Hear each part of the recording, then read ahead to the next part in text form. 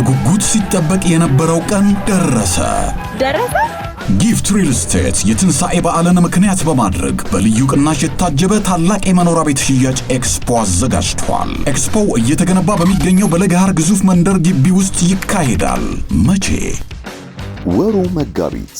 ቀኑ 17። እዛው እንገናኝ። እድሉ ለእናንተም ጭምር ነው። የምኑ? የበዓል 15% የማይታለፍ ቅናሹ ነዋ። ግንባታቸው በአስደናቂ ፍጥነት እየተከናወነ በሚገኘው ሳይቶቻችን ለገሃር፣ ተክለ ሃይማኖት፣ አትላስ 22 ማዞሪያ፣ ሲኤምሲ፣ ፈረስ ቤት የነገ ቤቶን ይምረጡ። እግሮች ሁሉ ወደ ጊፍት ኤክስፖ ያመራሉ።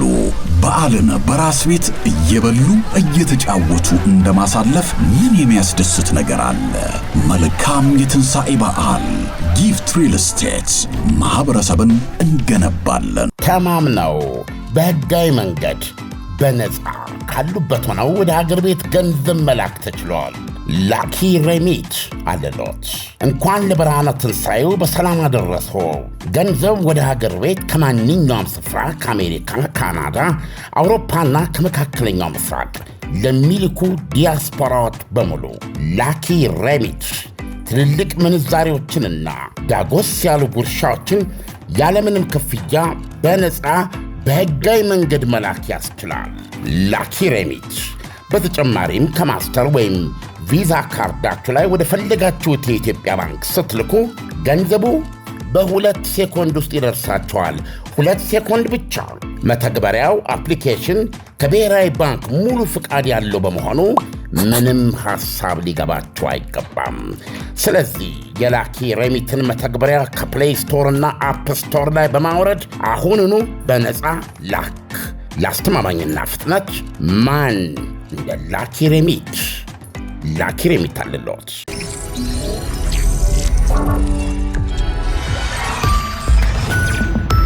ይህ ከዓለምነህ እንስማ ፕሮግራማችን ነው። ከዓለምነህ እንስማ። ተስፋና ዛቻ። ዓለም ተስፋና ዛቻን እንዴት አየኸው? ዛቻው ያው የአሜሪካ ባህር ኃይል የኢራን ወደቦች አንቆ ይዞ ነው የሚገኘው። ባለፉት 2 ቀናት ውስጥ ወደ 10 የሚጠጉ የኢራን መርከቦችን መልሻለሁ ነው የሚለው። ይሄ ማለት ከኢራን ወደብ የተነሱ ማለት ነው። የተለያየ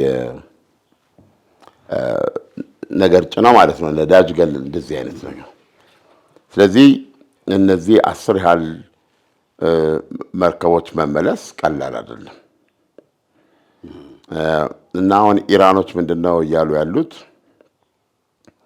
በመርከቦቻችን ላይ አንዳች እርምጃ ቢወሰድ ጣልቃ ግብና ሆነ የተደረገው ማለት ነው። እነዚህ መርከቦች ተመለሱ ማለት የአሜሪካ የጦር መርከቦች ትእዛዝ ሰጥቷቸዋል ማለት ነው። ተመለሱ፣ ዞረ ተመለስ፣ ወደ ሌላ ቦታ እንዲያልስል መከተል፣ ወደ እንዲገቡ ማድረግ። ከዛ ደግሞ እንግዲህ አልፎ ተርፎ ባጥቆም ሌላ ነገር ነው የመጣው። ስለዚህ እንዲህ አይነት መርከቦቻችን ላይ እንዲህ አይነት ማንኛውም አይነት ጥቃት ማለት ቁም ተመለስ ማለት ጨምሮ ቢደረግ እስካሁን የቆየው የ15 ቀን ተኩስ አቁም እንደ ተጣሰ ነው የምንቆጥረው የሚል መግለጫ ነው የሰጡት። ስለዚህ ይህ ሲሆን ደግሞ የአሜሪካንን የጦር መርከቦች እናሰምጣለን ብለዋል። እንግዲህ ዛቻው ይሄ ነው።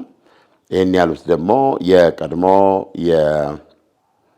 የአብዮታዊ ዘቡ አዛዥ አሁን የሶስተኛው ያው የስውሩ እያልን ነው የምንገልጸው እስካሁን ስላልታየው ስላልተሰሙ የሶስተኛው የሞጅታጃብ አያቶላ ሞጅታጃብ አማካሪ ናቸው እንጂ አሁን ያሉት። ስለዚህ የኢራን ጦር ማስጠንቀቂያ ሰጥቷል ማለት ነው። ይሁንና በዚህ ባለፉት 48 ሰዓት የኢራን የንግድ ኢኮኖሚ ቆሟል እና ጥረቶች አሉ ለመውጣት የሚደረጉ እና እነዚህ ሁኔታዎች በዚህ ከቀጠሉ መርከቦቻችን ላይ እርምጃ ቢወሰድናት አክቹዋሊ ተወስዷል። አሜሪካ እንደምትለው መርከቦቻችን እንዲመለሱ አድርገናል። እንደዛ ከሆነ ደግሞ የአሜሪካ እዚህ ሆርሙዝ ሰርጥ ላይ በሚገኘው የአሜሪካ ባህር ኃይል ላይ ተኩሰን እናሰምጣለን የሚለው እስካሁን ከኢራኖች በኩል የመጣ ነገር የለም። በዛቻ እና በስጋት ደረጃ ስታየው ነገሮች አሁንም አሉ። የዩናይትድ ስቴትስ አሜሪካ ጆርጅ ቡሽ የሚባለው ካሪየር አውሮፕላን ተሸካሚ እና ከሱ ደግሞ በተጨማሪ ሌላ መርከብ በድምሩ ወደ 10,000 አሜሪካ ጦር ይዘው እየመጡ ነው። አሁን የጆርጅ ቡሽ ካሪየር በአፍሪካ በኩል እየዞረች ነው የሚሉት። በአፍሪካ በኩል እየዞረች ነው የሚሉት። ወደዛ ወደ መካከለኛው ምስራቅ ነው የምትመጣው። ኦልሬዲ መካከለኛው ምስራቅ ውስጥ ጀራልድ እና ሊንከን የሚባሉት ሁለት የአውሮፕላን ተሸካሚዎች አሉ። አሁን ይችኛዋ ጆርጅ ቡሽ ደግሞ የምትባለው ዞራ ወደ መካከለኛው ምስራቅ እየሄደች የምትገኝ ነች። ስለዚህ ወደ 3 አውሮፕላን ተሸካሚዎች ማለት ነው። አውሮፕላን ተሸካሚዎች በባህሪያቸው በአብዛኛው እስከ 5,000 የሴለርስ ይዛሉ። ባህር ኃይል እንትኖችን ይዛሉ። ተዋጊዎችም በብዛት ተዋጊዎች ናቸው። ነገር ግን ደግሞ ሌሎች የተለያየ ስራ የሚሰሩ ምግብ ማብሰል አለ፣ መሳሪያም የመጫን እነዚህ አይነት ነገሮች አሉ። ከነሱ ውስጥ ቢያንስ 4,500 የሚሆኑ ተዋጊ ነው የሚሆኑት። ስለዚህ አሁን የጆርጅ ቡሽ ተሸካሚውና ሌላ አንድ መርከብ አለ። በድምሩ ወደ 10,000 ጦር ነው ተጨማሪ እያመጡ ያሉት። ስለዚህ ይሄ ምን ያሳያል? አሜሪካ በአንድ በኩል ጫናዋን እያበረታች ነው። አዎ እንደቀጠለች ነው የሚያሳየው። በዚህ ደረጃ ነው ያለው ዛቻና ውጥረቱን በተመለከተ ማለት ነው። እንትኑን በተመለከተ ግን ተስፋው ምንድን ነው? አልጀዚራ እንደሚለው ምንጮች ጠቅሶ ሁለቱ ወገኖች ፓኪስታን ላይ አሁን ይገናኛሉ እና በዛ በሁለተኛው ዙር ላይ የኒውክሌር ስምምነቱ ላይ እና እንግዲህ የኒውክሌሩ ላይ ከተስማሙ ሌሎች ስምምነቶችን በር ይከፍታል። ስለዚህ አሁን ባለው ስሌት የኒውክሌሩ ጉዳይ ላይ ያላቸው ክፍተት አሜሪካ ምንም አይነት የኒውክሌር እንቅስቃሴ ማበልጸግ ገለመሌ የሚባል ምን ነገር ለሰላማዊም ሆነ ለእንደዚህ ለ20 ዓመታት ይቁም ነው ያለችው እና የኒውክሌር ተቋሞችም ይፍረሱ የሚል ነበር። እንግዲህ ይሄ ትንሽ ማብራሪያ ያስፈልገዋል። ኦልሬዲ የምናውቃቸው የኢራን የኒውክሌር ተቋማት ወድመዋል፣ ብዙዎቹ ተደብድበዋል። አሁን ቡሻሃር የሚሉት ብቻ ነው የሚሰራው እና በአብዛኛው ተመትተዋል። ስለዚህ እነዚህን ማንሰራራት አይኖርም የሚል ይመስለኛል። በዚህ በ20 ዓመት ውስጥ እነዚህ ማንሰራራታችንም ሌላ አዲስ ኒውክሌር ማቋቋማችንም 20 ዓመት የኢራን የኒውክሌር እንቅስቃሴ ይቀዘቅዛል ማለት ነው፣ ፍሪጅ ውስጥ ይገባል። ለዚህ ጥያቄ ግን ዓለም በዚህ በ20 ዓመት ኒውክሌር አታበለጸግም ሲባል አሁን ለምሳሌ የኒውክሌር ማብላያው ቦታዎች ተመቷል። አንተም እንዳልከው ግን እስከ 20 ዓመት ባለው ጊዜ ውስጥ የእድሳት ስራዎች፣ የግንባታ ስራዎች ከተከናወኑ በ20 ዓመት ሂደት ውስጥ ቀጥታ መጀመር የሚችሉበት ሁኔታዎች አይፈጠሩም ወይ? ለምሳሌ 5 ዓመት 10 ዓመት ቢባል እነዚህ እኮ የግንባታ ጊዜዎች ናቸው፣ የፈረሱ የግንባታ ጊዜዎች ናቸው የሚሆኑት። ከዓመት በኋላ ስለሚሆነው እንግዲህ ይሄን ስምምነታቸው። አሁን ግን ምንም አይነት እንቅስቃሴ ጥገናም ሆነ ግንባታ አታካሄድም፣ የኒውክሌር ሪያክተሮችን አትሰራም። ያሉትም ተመተው ነው ያሉት እዛ ውስጥ በብዛት እነዚህ ምንድን ይባሉት የፎርዶን ሁሉ ላይ ኢስፋሃን፣ ፎርዶ እነዚህ ተመተዋል። ከዚህ በኋላ ሴንትሪፊዩጅስ የሚባለው ዋናው ማብለያዎቹ ማቴሪያሎችን የሚለዩ ማለት ነው። እነሱ አሁን በጣም ዘመናዊ የራሷ የኢራን ስሪት ነው። እነሱን አታመርትም እና ያሉት ደግሞ ተመተዋል እዛ ውስጥ እንትን ናቸው ያሉት። ስለዚህ ምንም የምታንቀሳቅሰው ነገር አይኖርም። ኦልሞስት ያለ ኒውክሌር አክቲቪቲ ነው የሚቀጥሉት 20 ዓመታት የምትኖረው። ይሄን ገደብ ነው አሜሪካ ቀረበችው። እነሱ ደግሞ ኢራኖች ይሄን ለመቀበል ተዘጋጅተዋል። ግን 5 ዓመት ብቻ ይሆንልን ነው። በመሀላቸው ያለው ነገር ይሄንን ጋፕ ማጥበብ ነበር እና ከዚህ አንጻር የተስማሙበት ፖይንት ተደርሷል የሚል ነው። አሁን ትናንትና ማነው የፓኪስታን የጦር አዛዥ ፊልድ ማርሻል ናቸው። አሁን ባላቸው ቅንብር ፊልድ ማርሻሉ ከአሜሪካው ምክትል ፕሬዚደንት ጋር ዳይሬክት መገናኘት ይችላሉ። ከኢራኖች ጋር በቀጥታ ይገናኛሉ። ጠቅላይ ሚኒስትሩ ደግሞ ከቱርክ ከሳውዲ አረቢያ ጋር ይገናኛሉ። አንድ የተቀናበረ ስብሰባ ነው የሚጠበቀው እና የዛ ቀጣዩ ድርድር ቀኑ አልተወሰነም። ነገም ሊሆን ይችላል፣ ከነገ ወዲያ እንደዚህ የሚያደርጉት ነው። እዚህ የኒውክሌር ጉዳይ ላይ ኢራንና አሜሪካ የሚስማሙበት ነጥብ ይደረሳል ወይም ውስጥ ለውስጥ እዛ ፖይንት ላይ ተደርሷል የሚል አለ። አንዱ ይሄ ነው እንግዲህ ተስፋው ማለት ነው። ስለዚህ ይሄ መሆኑ ሆኖስ ቢገኝ እንዴት ያለውን አጠቃላይ ሁኔታ ተጨባጭ አድርጎ እንዴት ሊያደርጉ ይችላል የሚለው አሁን በዋነኛነት ያስቀመጡት 3 ጉዳዮችን ለመፍታት ነው። አሜሪካና እስራኤል ኢራን ላይ ያላቸው ጥያቄ የተጋትሮ ተራዳውን የሚሳይሉን ይመለከታል። ኒውክሌሩ ሶስተኛው ነው ወይም ከፊት ለፊት ያለው ነው። ስለዚህ ይሄን ከመፍታት አኳያ አሁን ጦርነቱን አቁሞ የጸና የዲፕሎማሲ ጥረት በቃ ከዚህ በኋላ ጉዳዩ የሚፈታው በዲፕሎማሲያዊ መንገድ ብቻ እንዲሆን በር ሊከፍት የሚችል ስምምነት ይጠበቃል እና እንደዚህ አይነቱ ስምምነት ሊመጣ የሚችለው 3 ነገሮች ሲፈታ ነው። የኢስላማባዱ ስብሰባ አንደኛው የዚህ የኒውክሌር ብሬክ ስሩ እንዳለ ይጠበቃል። ይሄ ኒውክሌር ላይ አሁን ያልኩት ስምምነት ከዛ አብረው መፈታት ያለባቸው የሆርሙዝ ሰርጥ ጉዳይ የሆርሙዝ ሰርጥ ጉዳይ ወደ ዓለም አቀፍ በፊት ወደ ነበረበት ነፃ የባህር ምንድነው የባህር መተላለፊያ ነት መቀየር ነው። ከዛ ውጪ የለም። ኢራን በኦልሞስት በይዞታ ስር ሆኖ ታሪፍ እየተከፈለበት የኬድ የኔ አርሚ ይቆጣጠረው ዋቴቨር ሚል ነው እና ይሄ ወደ ነበረበት መመለስ አለበት ከጦርነት በፊት ወደ ነበረበት።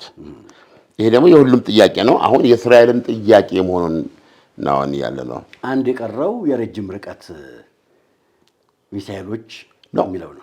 ሁለቱ አንገብጋቢ ጉዳይ የሚሳኤሉና የተጋትሮ ተራዳ የሚባለው ኃይል እንዳለ ነው እሱ።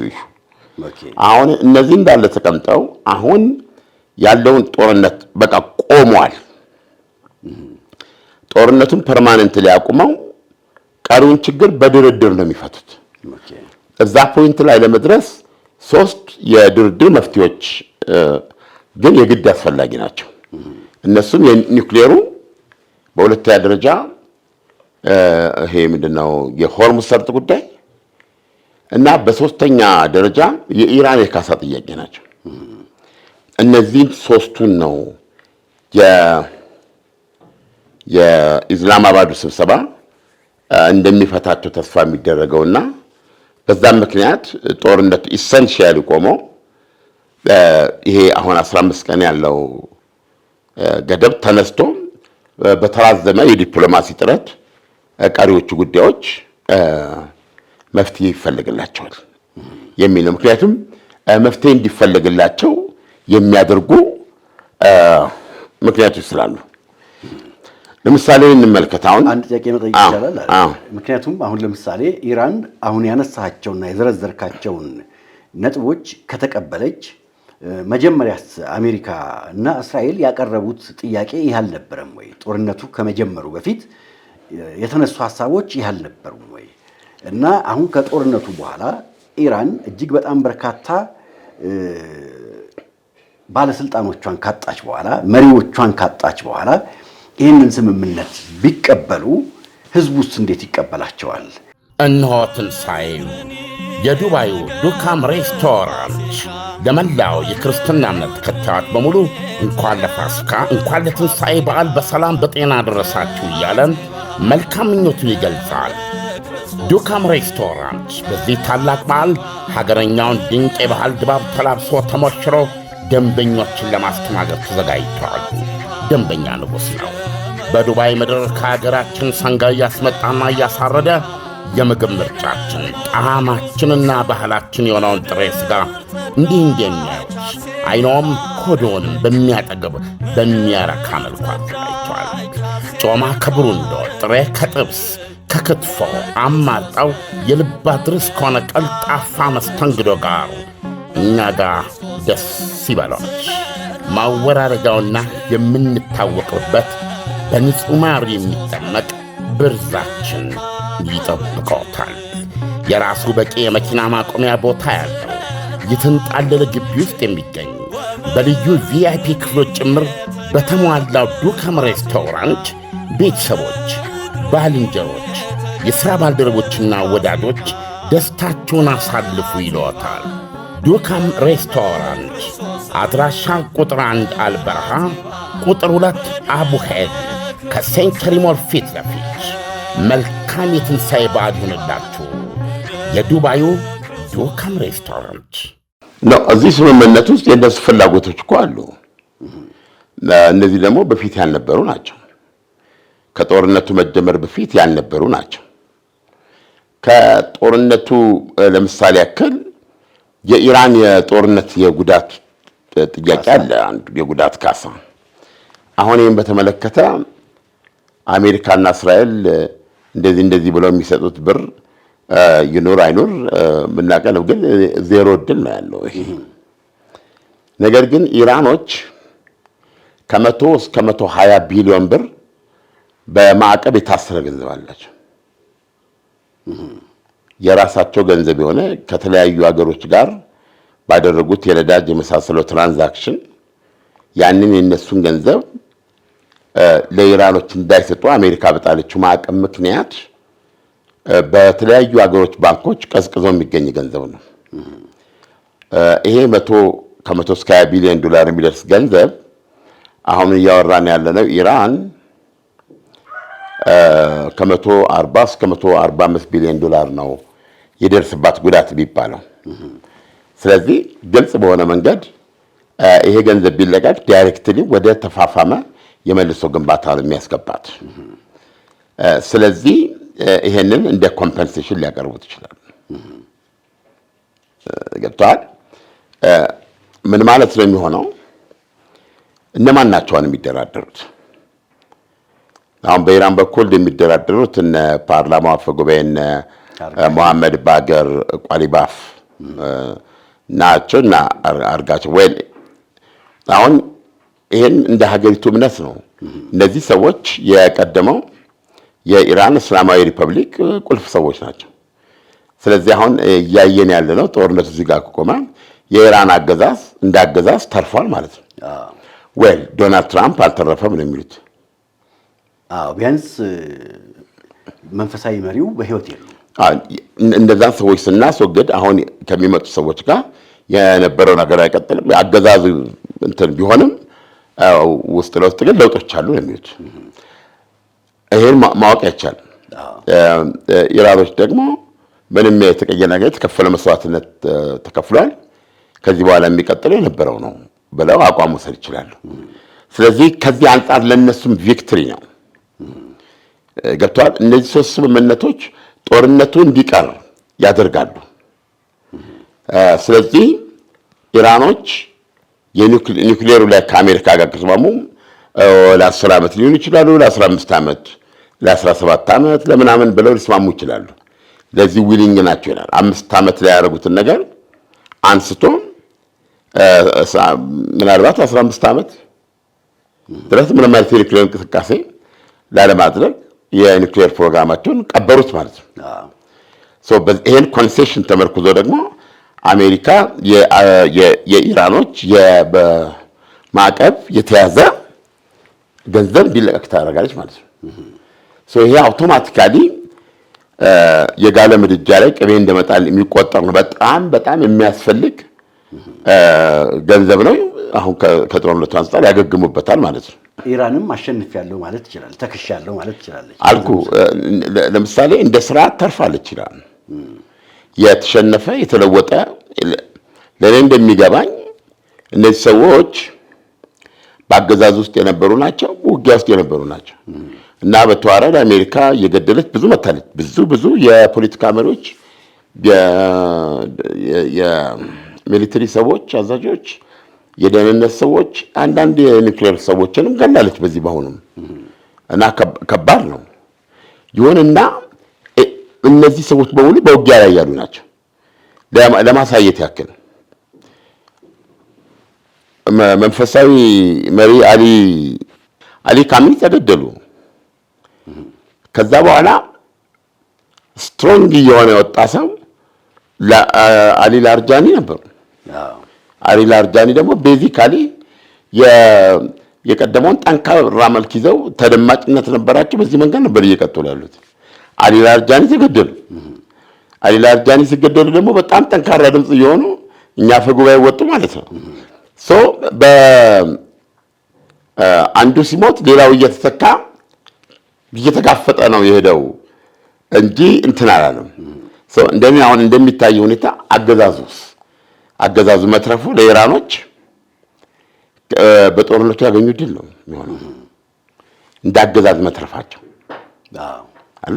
ጦርነቱ የተጀመረው በእርግጥ አሜሪካና እስራኤል በቀጥታ ለአገዛዝ ለውጥ አይደለም ነው የሚሉት አይደል?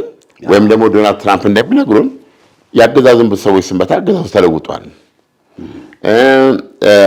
ኔታንያሁ ደግሞ ሲነግሩን መተናቸዋል። ህዝቡ አገዛዙን ሊለውጥ የሚያስችለውን አመቺ ሁኔታ ፈጥረናል ነው እንጂ እኛ አገዛዙን ለመለወጥ አይደለም ዘመቻችን የነበረው የሚል ነው።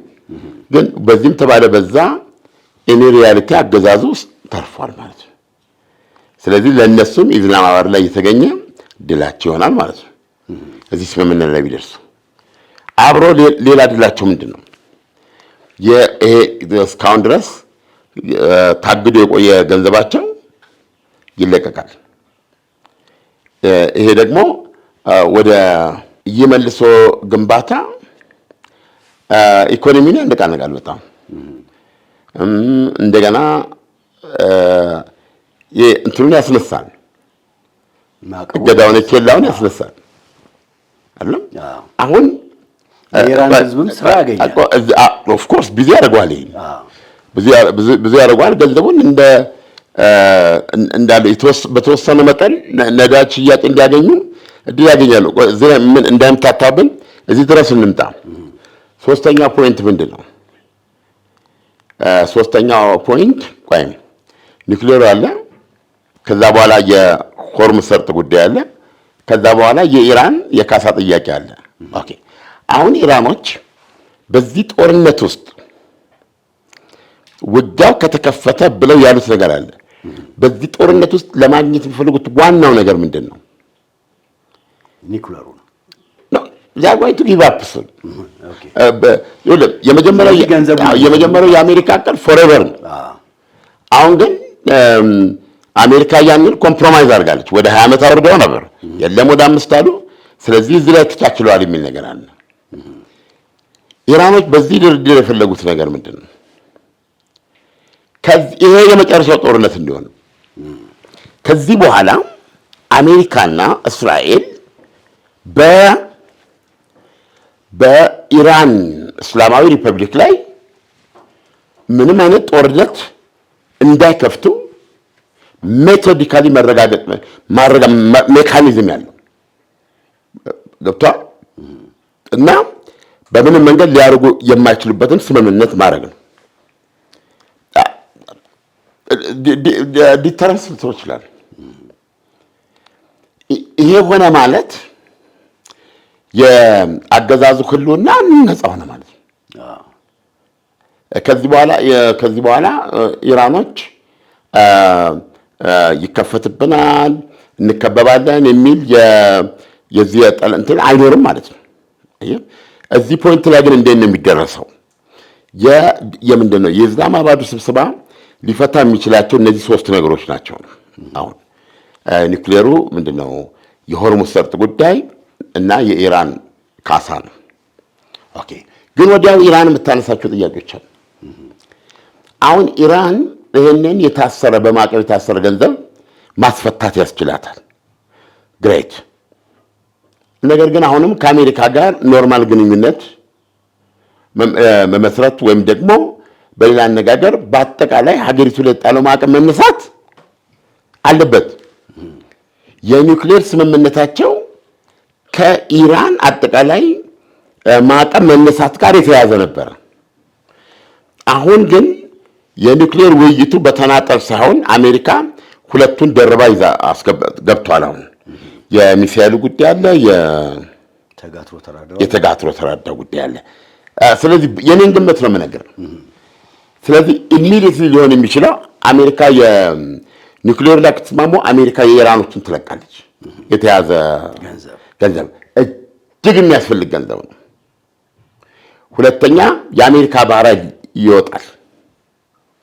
አይ ቲንክ ጦርነቱ ምን አይነት ተኩስ አቁም ነው ቋሚ ተኩስ አቁም የምትለው በምትችለው ደረጃ እንትን ይላል። ምንድነው ይቆማል ጦርነቱ።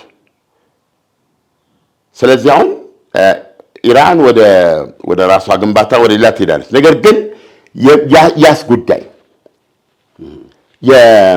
ምንድነው የጠቅላላ የዚህ ማዕቀቡን ማስነሳት ኢራኖች ሲደራደሩ የነበሩት የኒውክሌሩን በዚህ በኒውክሌር አምቢሽናቸው በኒውክሌር ፕሮግራማቸው ላይ ስምምነት ከአሜሪካ ጋር በማድረግ ማዕቀቡን ማስነሳት ነው። እዚህ የኒውክሌር ስምምነቱ ላይ ሌላው አንገብጋቢ ነገር ኢስፋሃን ስር ነው የተባለው። ይሄ 60 በመቶ አበልጽገውታል የሚባለው 460 ኪሎ ግራም ዩራኒየም ማለት ኦልሞስት እኮ የኒውክሌር መሳሪያ ማለት ነው። በአንድ ሳምንት በምናምን ጊዜ ውስጥ ወይም 15 ቀን ባልሞላ ተጨማሪ ደረጃ እንትን ወደ ዊፖንስ ግሬድ ዊፖን ይሆናል ማለት ነው። እሱም በተመለከተ በሁለት መንገድ ኢራኖች እዚህም ላይ ስምምነት ሳይደርሱ አልቀረም ነው። አንዱ ራሳቸው ኢራኖች የሰጡት መፍትሄ አለ። ያ ምንድነው? በተራ ቋንቋ እንዲገባን ቦምብ እንዲሆን የማጣራት ደረጃ እንበለው ማብላላት ብለን የምንለው የማጣራት ደረጃ ያ ኤሌመንቶችን የማዋሃድ የማጥራት ምናምን ደረጃ አድርገን እንውሰደው። የጥራት ደረጃው ቢሆን 90% የፒውሪፋይድ የሆነ ዩራኒየም ነው ቦምብ የሚሰራው። በሌላ ሲሚናር ኢስኖ ሳይንቲፊክ እኛ ለማስረዳት እንዲመቸን ነው። አሁን ኢራኖች ምንድነው ያሉት? ይሄንን 90% ለመድረስ ትንሽ የሚቀረው 60% ፒውሪፋይድ የሆነ ዩራኒየም እንከልሰዋለን ወይም እንዘንቀዋለን፣ እንበርዘዋለን ወይም ጥራቱን እንቀንሳለን። ጥራቱን እንትን በማለት ወደ 3% ደረጃ እናወርዳለን የሚል ነው። ወደ 3% የዩራኒየሙ የብልጻጌ መጠን ወይም ቶታሊ እናደፈርሰዋለን፣ ወደ ዜሮ ወደዛ እናመጣዋለን የሚል ነው። እንዲህም ሆነው በአሜሪካን በኩል በእስራኤልም በኩል ያለው ነገር እሱ ቶታሊ መጥፋት አለበት ነው። ምንም አይነት የበለጸገ ዩራኒየም በኢራን መገኘት አለበት የለበትም ነው የሚለው። ስለዚህ አሁን የኢራኖች ተቀባይነት የሚያገኝ አይመስለኝም። ዜሮ ምንም የበለጸገ ዩራኒየም መኖር የለበትም። ስለዚህ ምንድነው የሚሆነው? ሌላው አማራጭ ሁለቱ ሀገሮች ወደሚስማሙበት ወይም እና አሜሪካን ወደሚስማሙበት ሶስተኛ ሀገር ተላልፎ እንዲሰጥ ከኢራን እጅ እንዲወጣ። እንደዚህ ነገሮች ሲደረጉ የኒውክሌር ስምምነታቸው ያለባቸውን እንትን ፈቱ ማለት ይሆናል። ሲፈቱ አሁን ለኔ ጥያቄ ሆነው የማዕቀቡ ጉዳይ አውቶማቲካሊ ይነሳልን የሚል ጥያቄ ነው ኢራኖች ሊያቀርቡ የሚችሉት። ይሄን ሲያቀርቡ ደግሞ ከዚህ ጋር በአንድነት የሚታይ የሚሳኤልና የተጋትሮ ሺዓዊ ተራዳ ጉዳይ አለ። ስለዚህ ሁለቱ ጉዳዮች ይቀራሉ።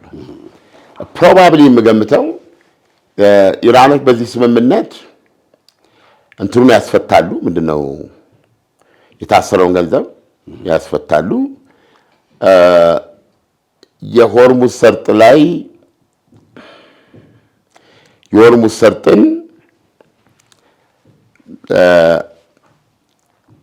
ሰርጥን ይለቃሉ ብዬ ገምታለሁ። የሆርሙዝ ሰርጥ ወደ ነበረበት ሁኔታ እንዲመለስ ኃይሎቻቸውን ከዛ ይስባሉ ብዬ ነው የማስበው። ይህ ካልሆነ ግን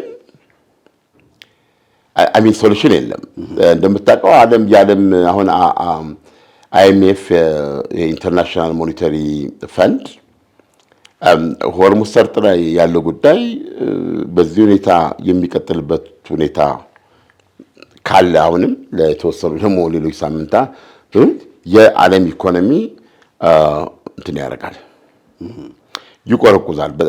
እምልህ የብዙ አገሮች የኢኮኖሚ ትልም እንትን ይላል፣ ይቃወሳል የሚል ትንበያ ሰጥቷል። ይሄ በጣም አሳሳቢ ነው። ሁለተኛ የዚህ ጦርነት ሰለባዎች የሰላጤው ሀገሮች አሉ። እነዚህ የሰላጤው ሀገሮች ዋነኛው እንግዲህ 20% የነዳጅና ጋዝ መውጫ ነው፣ የእነሱ በር ነው። ስለዚህ ይሄ በር በኢራን ሉዓላዊነት ስር በዋለበት ሁኔታ የአጠቃላይ ከሽንፈቶችም የከፋ ነው። ስለዚህ እነሱም የዚህ ድርድር ባለጉዳይ ናቸው። ቀሪው ዓለምም የዚህ ጉዳይ ተመልካች ነው። ስለዚህ በዚህ ላይ ይስማማሉ የሚል እምነት አለ። ወይም ከዚህ ውጭ አማራጭ የለም። ኢራን ሆርሙዝን እንደነበር ነፃ ታደርጋለች፣ አገዛዙ እንዳገዛዝ ይተርፋል፣ የታሰረው ገንዘብ ይለቀቅላታል፣ የኒውክሌር ስምምነቱን ይደርሳሉ ማለት ነው። ይሄ መነሻ ሆኖ ጦርነቱ በይፋ ቆሟል ብለው ማወጅ ይችላሉ። የጦር መርከቦች ከዛ ይነሳሉ፣ የአሜሪካም ዋቴቨር። ይሄን ለማድረግ ግን ስቲል መያዣ ያስፈልጋል። ኢራንን በምን ትይዛታለ? ኢራንን ምን መያዣ ይኖርሃል? በፈለገች ጊዜ በድብቅ የሆነ ነገር ነው። ሚሳኤሉን በተመለከተ ያው ለምሳሌ የሚሳኤል ካፓሲቲዋን መገደብ ይፈልጋሉ። የተለያዩ ቁጥሮች ይሰጣሉ። ከዛ የሚያነስ ቁጥር ይሰጣሉ። ግን በማዕከላዊነት ከ1200 ኪሎ ሜትር ጀምሮ ወደ ላይ እንዳታመርት ኬፓቢሊቲዋን የማጥቃት እንትኗን እነሱና ወደዛ ወደኋላ ደግሞ ይሄ እስላማዊ አብዮቱ የተመሰረተበት ዋናው ሀገር ነው ብዬ ነው የማምነው። እሱን ከነ ሄዝቦላ ከነ ሐማስ ከሐውቲዎች ጋር ያለው ትስስር እንዲቆም ነው። እንዲሁም ኢራቅ ውስጥ ካሉ ደጋፊ የኢራን ኃይሎች አሁን እነዚህ ሁለት አጀንዳዎች አሁን ባለው ሁኔታ በአንድ ጊዜ በኢስላማባድ ሊካሄዱ አይችሉም። ስለዚህ ቅድም ያልኩ ስምምነቶች መነሻ ሆነው የጦርነቱን ጉዳይ ገሸሽ በማድረግ ቀሪ ጉዳዮች በዘላቂ ዲፕሎማሲ እንዲፈቱ ስምምነት ለመድረስ መያዣ ያስፈልጋል። ምናልባት እዚህ ላይ ነው መስማት ያለብን። አሜሪካኖች እስካሁን ዶናልድ ትራምፕ በኒውክሌሩ ላይ ለኢራን ሰጥቷት የነበረው ከጦርነቱ በፊት ዜሮ፣ ምንም አይነት የኒውክሌር ፕሮግራም ዜሮ ፊኒሽድ፣ ያሉትን አፈራርሺ፣ ምንም ይበልጽግ ዩራኒየም የለም፣ ፍሪ። ይሄ በሆነበት ሁኔታ ማዕቀቡ ያነሳል የሚል ለኢራን ማዕቀቡ ተነሳ ማለት ከጦርነቱ በፊት የነበሩት አሁን የነበረው ህዝባዊ እንቅስቃሴ ትልቅ መሰረት የሆነው የኢኮኖሚ አመጣሽ ቁጣን የተቀጣጠለባቸው እና በዚህ ነው ብዙ ሰዎች የተፈጁት። ስለዚህ ያ ሁኔታ አሁንም እንዳለ ነው። ከፍተኛ ገንዘብ ትፈልጋለች። ሀብታም ሀገር ነች። ነዳጅ አላት። አሁን የምትሸጠው ያው በምታውቀው መንገድ ነው። ወደ ዓለም ኢኮኖሚ እንድትመለስ የነዳጅ ኢንፍራስትራክቸሮቿ ተስተካክለው ካፓሲቲዋ በየቀኑ ነዳጅ ማውጣት አቅሟ ጎልብቶ ሀገሪቱ ወደ ብልጽግና እንድትሄድ ለማድረግ ማዕቀቡ መነሳት አለበት። ስለዚህ የማዕቀቡ ጉዳይ በኢስላማባዱ ስብሰባ ይነሳል ብሎ ለመገመት በበኩሌ አስቸጋሪ ነው። አለበለዚያ ምን መያዣ ይኖርሃል?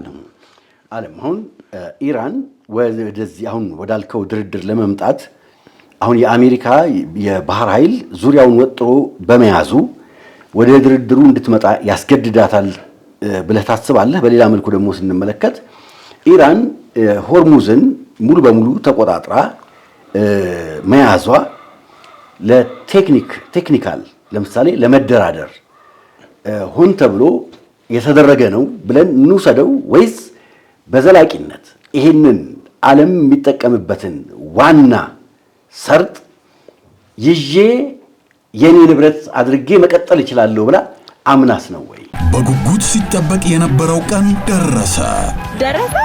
ጊፍት ሪል ስቴት የትንሣኤ በዓልን ምክንያት በማድረግ በልዩ ቅናሽ የታጀበ ታላቅ የመኖሪያ ቤት ሽያጭ ኤክስፖ አዘጋጅቷል። ኤክስፖው እየተገነባ በሚገኘው በለገሃር ግዙፍ መንደር ግቢ ውስጥ ይካሄዳል። መቼ? ወሩ መጋቢት። ቀኑስ? ቀኑ 17። እዛው እንገናኝ። እድሉ ለእናንተም ጭምር ነው። የምኑ? የበዓል 15% የማይታለፍ ቅናሹ ነዋ። ግንባታቸው በአስደናቂ ፍጥነት እየተከናወነ በሚገኘው ሳይቶቻችን ለገሃር፣ ተክለ ሃይማኖት፣ አትላስ 22 ማዞሪያ፣ ሲኤምሲ፣ ፈረስ ቤት የነገ ቤቶን ይምረጡ። እግሮች ሁሉ ወደ ጊፍት ኤክስፖ ያመራሉ። በዓልን በራስ ቤት እየበሉ እየተጫወቱ እንደማሳለፍ ምን የሚያስደስት ነገር አለ? መልካም የትንሣኤ በዓል። ጊፍት ሪል ስቴት ማህበረሰብን እንገነባለን። በዘላቂነት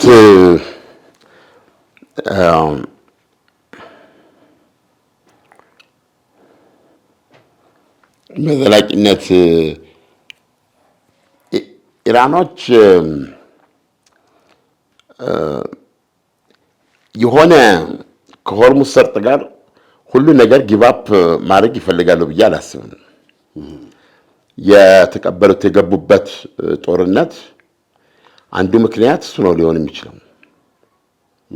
ብዙ ነገር ይደርስባቸው። ቅድም ያልኩ ውድመት አለ በጥሬው የተፈጁ እነዚህ መሪዎች ከአብዮቱ ጋር የሚታወቁ ናቸው እና እነዚህ ሁለቱን ነገሮች ወስደ እንዳለ በሆርሙዝ ሰርጥ ላይ ያላትን አሁን በእጁ ያለውን ቁጥጥር ሁሉ ወደ ዜሮ አድርጋ ወደ ነበረበት ትመልሳለች ለማለት ሊከብድ ይችላል። አሁን በኢስላማባዱ እሱ ካልሆነ እንትኑ አይነሳም፣ ከበባው አይነሳም። የግድ የአሜሪካንን ባህር ኃይል መቅጠም አለባት ማለት ነው። አሁን ደግሞ በአብዛኛው ያሏት እነዚህ እንትኖች ናቸው። ምንድነው? ፈጣን ጀልባዎች ናቸው። ከዛ በተረፈ ያው ቦሊስቲክ ሚሳይል ነው። እንደዚህ አይነት ሁኔታ ደግሞ አሁን ጋብ ያለውን እንመለስ ወደሚለው ወደ ሌላ ያንን ድብደባ ያስከትላል። የዚህ ማሳያ ሶስተኛ የአውሮፓ ተሸካሚ የመጣች ያለችው እንደገና መንቀሳቀስ አይችልም። ኢኮኖሚያቸው በባህር በኩል በባህር በኩል እኮ ነዳጅ አለመሸጥ ብቻ አይደለም። ኢራን ሌሎች ነገሮችም ትሸጣለች። አትሸጥም የሚገባውስ ነገር ምግቡ ራሱ ቀላል በአብዛኛው ዝበልክ ነገር አሁን እንደምታውቀው የአየር እንቅስቃሴ ይሄን ያህል ነው። ላድርግም ብትል በጣም የተወሰነ ነው። ስለዚህ ትልቁ ነገር የሚገባው በባህር ነው። ያሉ ወደቦቿ የውሃ ዳርቻዎቿ በሙሉ ከስራ ውጭ ናቸው ተይዘው። ስለዚህ ይሄ ሁኔታ የበለጠ እንትን ይፈልጋል። ከባድ ነው። ስለዚህ ዩዋሊደር እንጂ ኢራን አሁን ለምሳሌ ኢራን ስታደርግ የነበረው እስካሁን ባለው 2 ሚሊዮን ነው የምትወስደው በመርከብ በአንድ መርከብ $2 ሚሊዮን። ትልቅ ገንዘብ እኮ ነው አለ። በጣም ትልቅ ከ60 እስከ 70 ቢሊዮን ዶላር የሚያስገኛት ነው በአመት። በዚህ ማነች ግብጽ ነው የስዊስ ካናል ላይ 6-7-8 ቢሊዮን ዶላር ታገኛለች ይችላል በአመት። ስለዚህ አስበው ኦልሞስት 10 እጥፍ ነው የምታገኘው ኢራን። ሁለተኛ ኦልሬዲ እዚህ ላይ የወደፊት የውጊያ ስትራቴጂዋም እዚህ ላይ ይመሰረታል ነው። ገብቷል። ውስጥ ያሉ ሀገሮች በሙሉ እኮ በሷ ቁጥጥር በጣም እዚህ ላይ አስቸጋሪ አሁን ለምዷለች እና እዚህ ላይ አስቸጋሪ መሆን ፍላጎቷን ለማስፈጸም፣ ሁለተኛ እሷ ስትቆጣጠረው የሚያልፉ የማያልፉ ይኖራሉ እና ፖለቲካዊ ተጽዕኖ ዳርቻ ድረስ የሚደርሰው። ስለዚህ ይህንን ነገር መልሶ ማጣት ፍላጎቷ ሊሆን አይችልም። ግን አሁን ባለው ሁኔታ ተናገር ካልከኝ የአሜሪካ ባህር ኃይል የምድራችን ትልቁ ባህር ኃይል ነው እና እዛ አለ እና ኢራን እኔ ትስማማለች ብዬ አስባለሁ። የሆርሙዝ ሰርጥን ወደ ነበረበት ትመልሳለች፣ ትስማማለች። እሱን ለማድረግ ግን አሜሪካና እስራኤል የሚሳኤሉና የተጋትሮ ተራዳ ጉዳይ እንዳለ ሆኖ ኢራንን ዳግም ላለመውጋት ዋስትና እንዲሰጡ ታደርጋቸዋለች በዓለም አቀፍ ሜካኒዝም ባለው መንገድ፣ ወይም የኢኮኖሚ ማዕቀቡን ታስነሳለች። ተረዳኝ። የኒውክሌር ስምምነት ታከብራለች ከአሜሪካ አይሮን 20 ነው የተባለው ወይ 20ውን ተቀብለ ይሆናል ወይ እንደገና በተነጋግተው 15 ዓመት ወርዶ ሊሆን ይችላል። እዚህ ላይ ግን የተባለችውን ነገር ተቀበለች ማለት በሁለቱ ሀገሮች መካከል ያለው የኒውክሌር ውዝግብ ተፈታ ማለት ነው። የኒውክሌር ውዝግቡ ሲፈታ ምንድነው የኢኮኖሚ ማዕቀብ መልሳት ነበረበት። ይሄ የነበረው ከጦርነት በፊት ነው። ከጦርነት በፊት ድርድር ሲያደርጉ የሚወያዩት በኒውክሌር ጉዳይ ቢሆንም አባስ አርጋቺ ወይም ደግሞ አያቶላ አሊ ካሜኒ በእነዚህ ሁለቱ ሚሳኤሉና የተጋትሮ ተራዳ ቶታሊ ድርድር አይቀርበው የሚል አቋም ነበራቸው። ስለዚህ አርጋቺ ጄኔቭ በሄዱበት ጊዜ አሜሪካ በፖስታ እነዚህ ጥያቄዎች ሰጥታለች። አርጋቺ አላነበቡትም ያን ደብዳቤ። ስለዚህ አሜሪካ ኢንሲስት ልታረግ ትችላለች። አይነጠልም፣ የኒውክሌር ስምምነት ከሁለቱ አይነጠልም። ስለዚህ የኢኮኖሚ ማዕቀቡን ለማንሳት እነዚህ ሁለቱም መፈጸም አለባቸው። በእነዚህ መነጋገርና ስምምነት ላይ መድረስ አለብን የሚል አቋም ልትይዝ ትችላለች። ነገር ግን ላይክ ቅድም እንዳልኩ የእንትን ፍሪዝ የተደረገውን እሱን እንለቃለን። የነዳጅ ሽያጯን በተመለከተም የተወሰነ ለምሳሌ አሁን በተወሰነ ደረጃ ለቃው ነበር ለአንድ ወር የኢራን ነዳጇ እንድትሸጥ ውጥረቱን ለመቋቋም የነዳጅ እጥረቱ ተፈጥሮ ነበር። ለምሳሌ በዛ አሁን ህንድ ተጠቃሚ ነበረች። ህንድ በቀጥታ ከኢራን ቀርታ ሄዳለች። እንደዚህ አይነት የኢራንን ማዕቀቡን የማቃለል ኖት ሙሉ በሙሉ ማንሳት የማቃለል እና እነዚህ ጉዳዮች ላይ ውይይት እንዲደረግ ይሄ ተቃሎ እሷ ሰርጡን ለቃ የኒውክሌር ስምምነት ተደርጎ ሶስተኛው የኒውክሌር ስምምነት ተደርጎ የጦር ከዛ ያለው ከበባ ተነስቶ እነዚህ ሀገሮች ኢፌክቲቭ ጦርነት ቆሟል ማለት ነው። አሁን ድርድራቸውን ይቀጥላሉ ማለት ነው በነዛ በሁለት ጉዳዮች ላይ። ለምን ኢራን ኢንተረስት ይኖራታል የኢኮኖሚ ማዕቀቡ ማስነሳት። ቅድም እንዳልኩ የኢኮኖሚ በዚህ መንገድ የሚቆይ ከሆነ ምናልባት አሜሪካና ሌላው ደግሞ አሜሪካና እስራኤል ዳግም ወደ ጦርነት አልመጣም የሚለውንም ቃል ለመስጠት የሚሳኤሉና የእንትኑ ጉዳይ መፈታት አለበት የሚል ነው እና እነዚህ ስታስብ ነገሮች አስቸጋሪ ይመስላሉ። ቢያንስ ግን የሆርሙዝ ሰርጥን ማስከፈት አይዶን ነው በምን ኮንዲሽን ግን የነዳጅና የተፈጥሮ ጋዝ እንደነበር እንዲተላለፍ በየቀኑ 20 ሚሊዮን በርሜል የሚተላለፍበትን ሁኔታ የሚያረጋግጥ ስምምነት ይደርሳሉ። ዲቴሉ ምን ሊሆን ይችላል የሚለው መገመት ሊያስቸግር ይችላል። ይሄ አንገብጋቢ ነው፣ ጊዜ የሚሰጠው አይደለም። እዚህ ላይ ይደርሳሉ፣ የኒውክሌር ስምምነት ላይ ይደርሳሉ። የኢራን የታሰረ የማዕቀብ ገንዘብ ይለቀቃል። ቢያንስ ይሄ ጦርነቱን ለማቆምና ሰፊ የድርድር ጊዜ ለዓለም ትልቅ እፎይታ ሰጥቶ እነዛም ከወጊያ እንትን ብለው እየኖሩ እንደገና የመደራደሪያ ሰፊ ጊዜ ይዞ ድርድሮ በዛ መንገድ ሊቀጥል የሚችልበት ችግሩ በአጠቃላይ በዲፕሎማሲ ብቻ ይፈታ ወደሚል አቋም ሊወስዳቸው ይችላል። ምክንያቱም ሁሉም ኢንተረስት አላቸው በዚህ ሁኔታ። ግን ይሄ እንግዲህ ከእኛ የምናደርገው ሁኔታ ነው። ዞሮ ዞሮ ሶስቱ ጉዳዮች በአሁኑ የዝናብ አባር ስብሰባ ላይ መቼ እንደሚደረግ አይታወቅም፣ መፍትሄ ያገኛሉ ተብሎ ይጠበቃል። ዓለም በዚህ ሂደት ውስጥ እስራኤል ተሳትፎ ምንድን ነው? የእስራኤሉ ጠቅላይ ሚኒስትር ቤንያሚን ኔታንያሁ መግለጫ አውጥተዋል።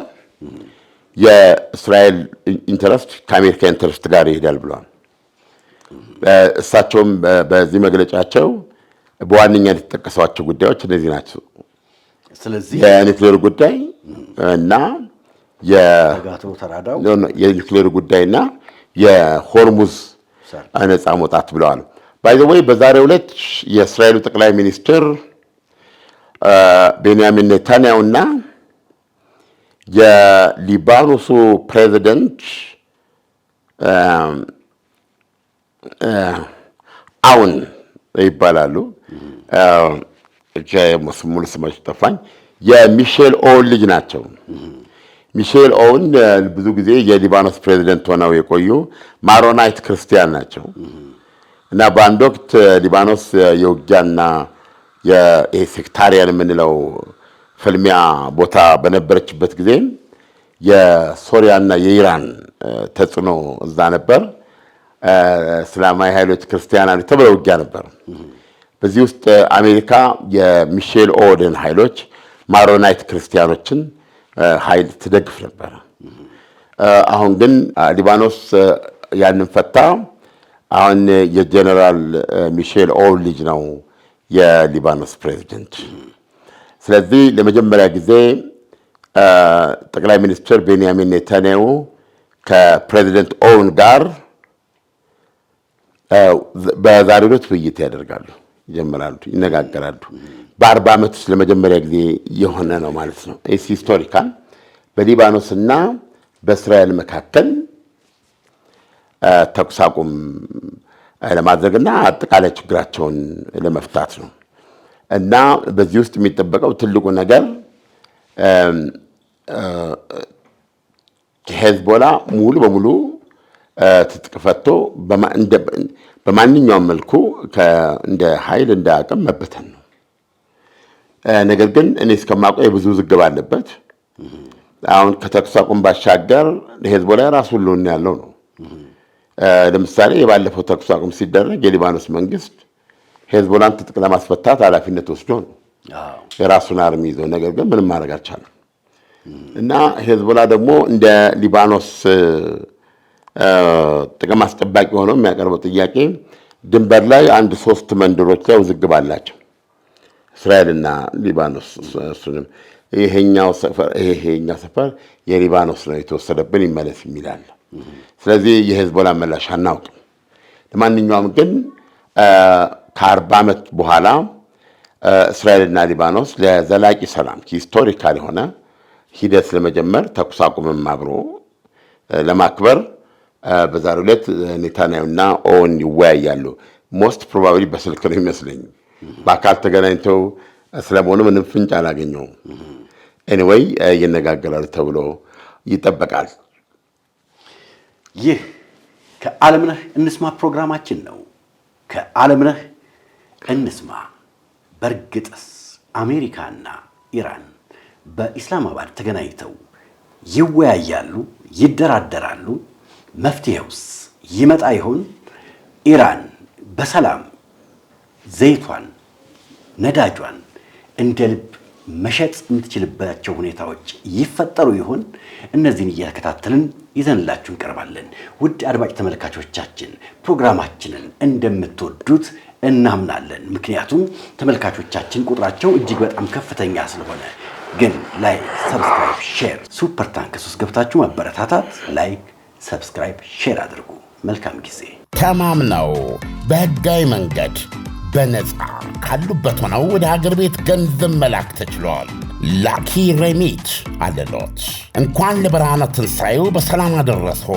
ገንዘብ ወደ ሀገር ቤት ከማንኛውም ስፍራ ከአሜሪካ፣ ካናዳ፣ አውሮፓና ከመካከለኛው ምስራቅ ለሚልኩ ዲያስፖራዎች በሙሉ ላኪ ሬሚት ትልልቅ ምንዛሬዎችንና ዳጎስ ያሉ ጉርሻዎችን ያለምንም ክፍያ በነፃ በሕጋዊ መንገድ መላክ ያስችላል።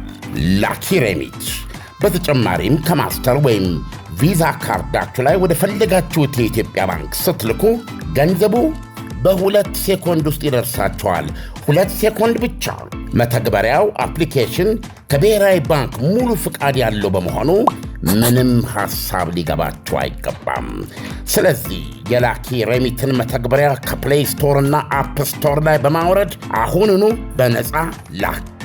ለአስተማማኝና ፍጥነት ማን እንደ ላኪ ሬሚት። ላኪ ሬሚት አለሎት። በጉጉት ሲጠበቅ የነበረው ቀን ደረሰ።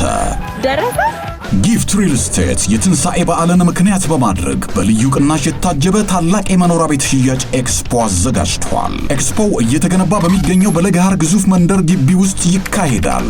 መቼ? ወሩ መጋቢት። ቀኑ 17። እዛው እንገናኝ።